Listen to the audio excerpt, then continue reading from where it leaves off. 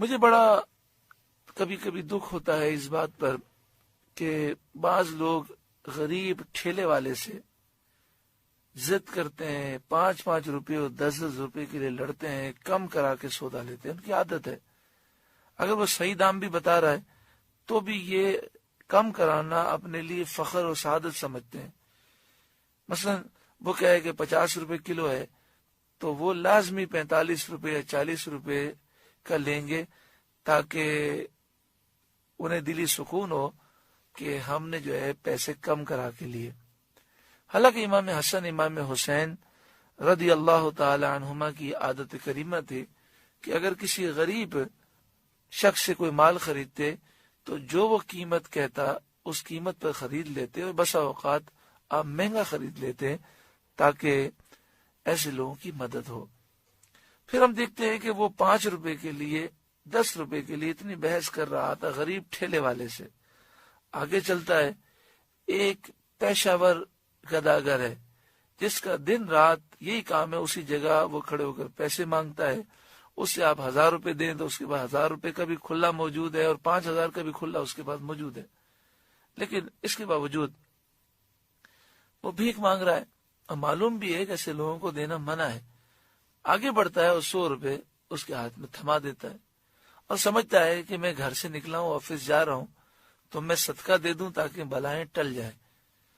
تو صدقہ تو اس وقت بلاؤں کو ٹالے گا جب وہ اللہ تعالیٰ کی بارگاہ میں قبول ہوگا اور صحیح آدمی کو دیا جائے. تو بہتر یہ تھا کہ آپ اس غریب ٹھیلے والے کو ہی دے دیتے. وہ کیسے؟ آپ یہ کرتے، اس نے 50 روپے ریٹ رکھے تو آپ اس سے 50 میں خرید لیتے یا 60 روپے میں خرید لیتے. آپ کہتے 10 روپے اور اوپر لے لو.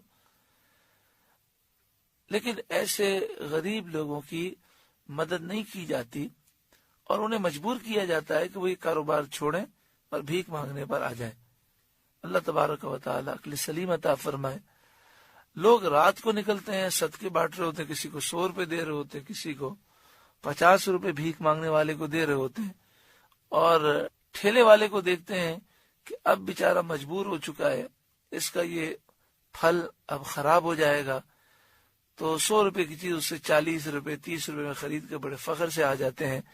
حالانکہ ایسے غریب بیچنے والے جو سفید پوش ہیں، جو کسی کے سامنے ہاتھ نہیں پھیلاتے، ان کی تو مدد کرنی چاہیے اور ان کی تو حوصلہ افزائی کرنی چاہیے. اللہ تبارک و تعالی ہر ایک کو عقل سلیم نصیب فرمائے. یا ایھا الذین آمنوا، اے ایمان والو، کتب علیکم القصاص فی القتل، تم پر فرض ہے کہ جو ناحق مارے جائیں ان کے خون کا بدلہ لو. جنہیں جان بوجھ کے قتل کر دیا جائے تو جو قاتل ہے اس سے خون کا بدلہ لیا جائے اور قصاص میں اسے قتل کیا جائے. یہ ضروری ہے، یہ واجب ہے. ہاں اگر مقتول کے ورثاء اس سے بدلہ لینا نہ چاہیں اور مال لینا چاہیں تو وہ دیت لے سکتے ہیں، اور ایسے ہی معاف کرنا چاہیں تو وہ معاف کر سکتے ہیں.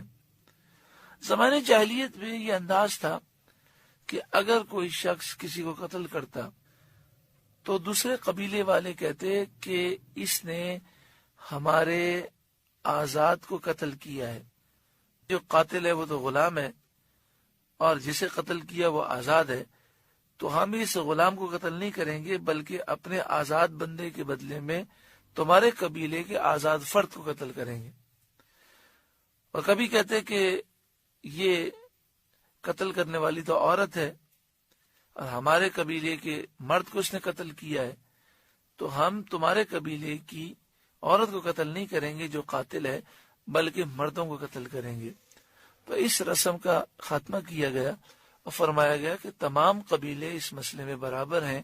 الحر بالحر، آزاد کے بدلے آزاد، یعنی اگر آزاد قاتل ہے تو جو قاتل ہے اسے قتل کیا جائے. والعبد بالعبد، غلام کے بدلے غلام، یعنی اگر غلام قاتل ہے تو اسی کو قتل کیا جائے گا.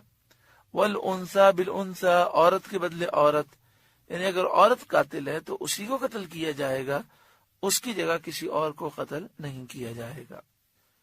فمن عفی لہ من اخیہ شیء،